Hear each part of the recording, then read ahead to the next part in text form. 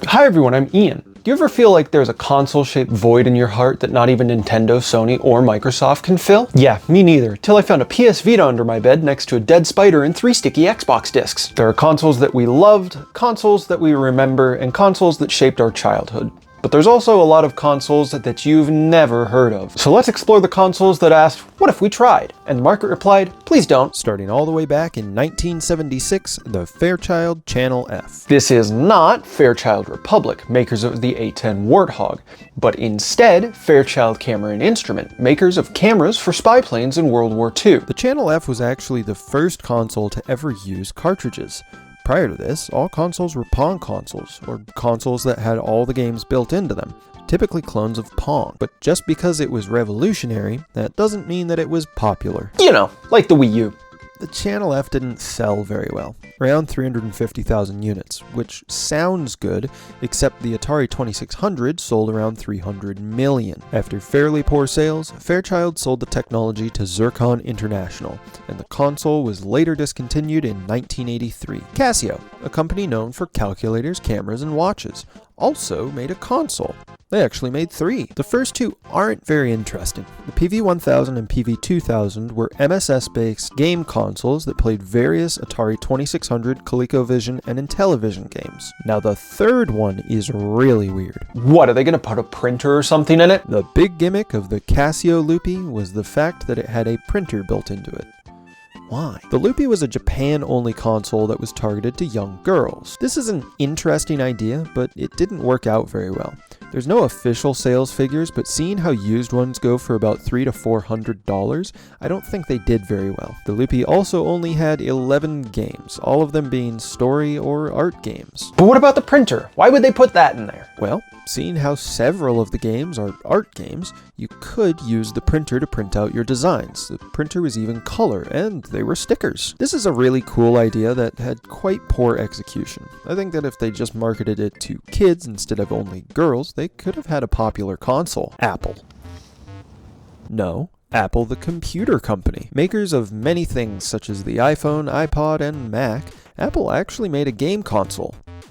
Kind of. The Apple Pippen was a console designed by Apple based on the Macintosh platform, but it was manufactured by Bandai, so a lot of the time it's instead called the Apple Bandai Pippen. Well, if you're going to include the name of the manufacturer in the name, why not call it the Apple Bandai Atmark Katz Pippen?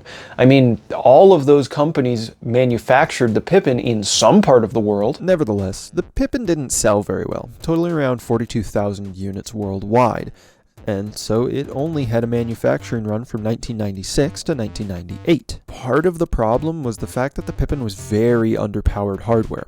Although it was based on Mac hardware, the Apple PowerBook 1400, released the same year as the Pippen, had over double the power of the Pippen. Now, the Pippen was cheaper, retailing for $599. For comparison, that same PowerBook costed around $2,500. I'm tired of talking about all these old consoles. Of course no one's gonna know what any of those are. How about something that will be extremely popular? Probably from a famous person. Maybe a musician or something. Probably a rapper. Yeah, that'll sell good. Soulja Boy is an American rapper, songwriter, and record producer. And those aren't my words, those are the words of Wikipedia. Because look at me.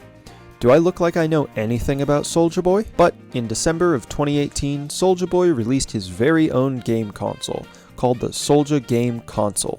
I'm getting word that it is in fact not Soulja Boy's own console, but instead an illegal emulator with Nintendo and Sega games. So, although it is not illegal to sell a console that emulates games, it is illegal to sell a console that emulates games that come preloaded with games. But surely the console is original.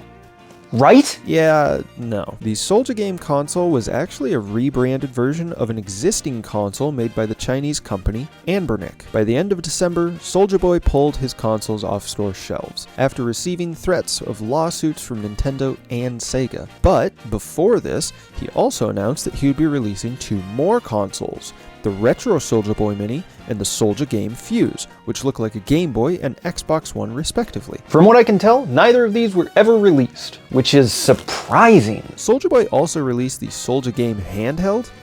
I think. It is extremely hard to find information about any of these online, as most of them had a very short release or no release at all. Nowadays, Soulja Boy is still releasing consoles.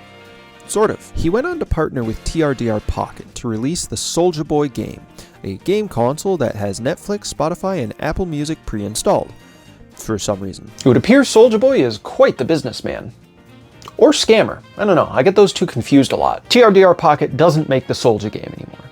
They instead make the TRDR Plus Luxa, a console that you never actually own, you instead pay a subscription price for it.